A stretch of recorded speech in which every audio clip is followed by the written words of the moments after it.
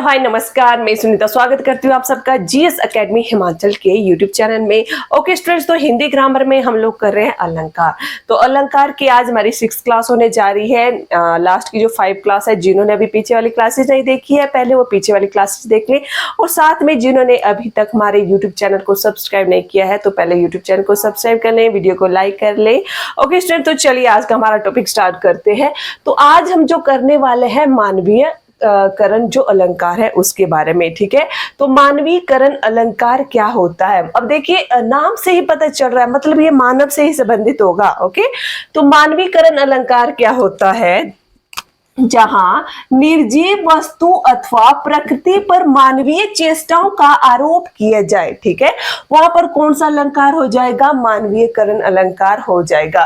ठीक है, क्या बोला गया इसमें? जहां पर निर्जीव वस्तुओं पर मानवीय चेष्टाओं। अब मानवीय चेष्टाएं क्या होती है? जैसे हंसना है, खेलना है, रोना है, लिखना है, पढ़ना है, ये मानवीय चेष्टाएं होती है। परंतु जब इन मानवीय चेष्टाओं को निर्जीव वस्तुओं या प्रकृति जैसे पेड़ पौधे किसी पर दर्शाया जा रहा है तब वहां पर मानवीयकरण अलंकार हो जाएगा। ओके, अब देखिए एग्जांपल समझिए। फूल हंसे कलियां मुस्काई। अब देखिए फूल हंसे कलियां मुस्काई। अब हंसना काम किसका है? कौन हंसता है? मनुष्य हंसता है। ठीक है, मुस्कुराता कौन है? मनुष्य मुस्कुराता है। ठीक है, परंतु यहाँ पर जो मानवीय चेष्टाएं हैं वो फूलों और कलियों पर दर्शाई गई है, तो इसीलिए यहाँ पर कौन सा अलंकार हो जाएगा? मानवीकरण अलंकार हो जाएगा। ओके, एक एग्जाम्पल फिर से देखेंगे। सागर के उर पर नाच नाच करती है लहरें मधुर गान। ठीक है, अब सागर के हृदय पर नाच नाच कर लहरें मधुर गान कर रही है। अब देखिए मधुर गान करना, ये गाना गाना तो मनुष्य का काम है ना, तो यहाँ पर जो मनुष्य का काम है ये लहरों पर दर्शाया गया है, सागर पर दर्शाया गया है। ओके, तो मनुष्य की जो चेष्टाएं हैं निर्जीव वस्तुओं या प्रकृति पर जब दर्शाई जाती है तब वहां पर कौन सा अलंकार हो जाएगा? मानवीयकरण अलंकार हो जाएगा।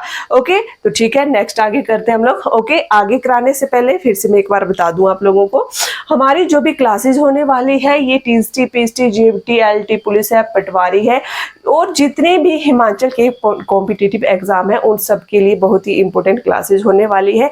साथ में जीएस एकेडमी यूट्यूब चैनल में आप लोगों को हिंदी ग्रामर, करंट अफेयर और साथ में एचपीजी के और हिंदी साहित्य की क्लासेस जो है बिल्कुल फ्री में मिलने वाली है। अभी आप लोगों ने सबसे पहले तो यूट्यूब चैनल को सब्सक्राइब कर लेना है। ओके स्टूडेंट, तो चलिए आगे बढ़ते हैं। असंगति अलंकार क्या होता है? नेक्स्ट है असंगति अलंकार, जहां कारण और कार्य में मेल नहीं होता है। जब कारण और कार्य में मेल नहीं हो रहा है मतलब वहां पर असंगति हो रही है। ठीक है, तो असंगति अलंकार क्या होगा? जहां कारण और कार्य में मेल नहीं होता है वहां पर असंगति अलंकार हो जाएगा। अब उदाहरण देखिए, हृदय घाव मेरे पीर रघुबीरे। ठीक है, हृदय घाव मेरे पीर रघुबीरे।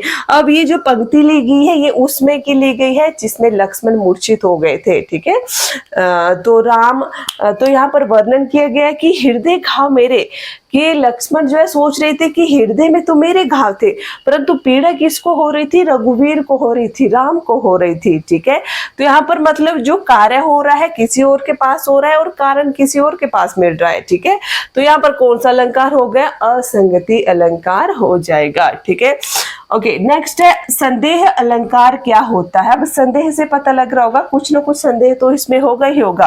काव्य में जहां अत्यधिक समानता के कारण उपमेय व उपमान में संदेह हो जाता है। ठीक है, अब अत्यधिक समानता जब उपमेय व उपमान में हो जाएगी तो वहां पर संदेह की स्थिति आ जाएगी। ठीक है, अब यहाँ पर उदाहरण देखेंगे। उदाहरण क्या है? सारी बीच नारी है कि नारी बीच सारी है, सारी ही की नारी है या नारी ही की सारी है।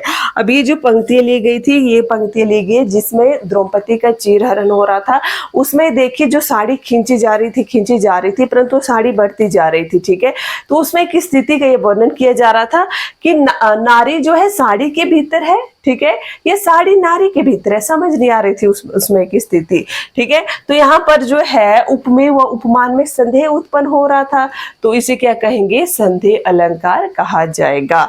ओके स्टूडेंट, तो अगर आप लोगों को वीडियो अच्छी लगी हो तो वीडियो को लाइक करें, आप लोग शेयर करें प्लीज, व यूट्यूब चैनल को आप लोग सब्सक्राइब कर ले।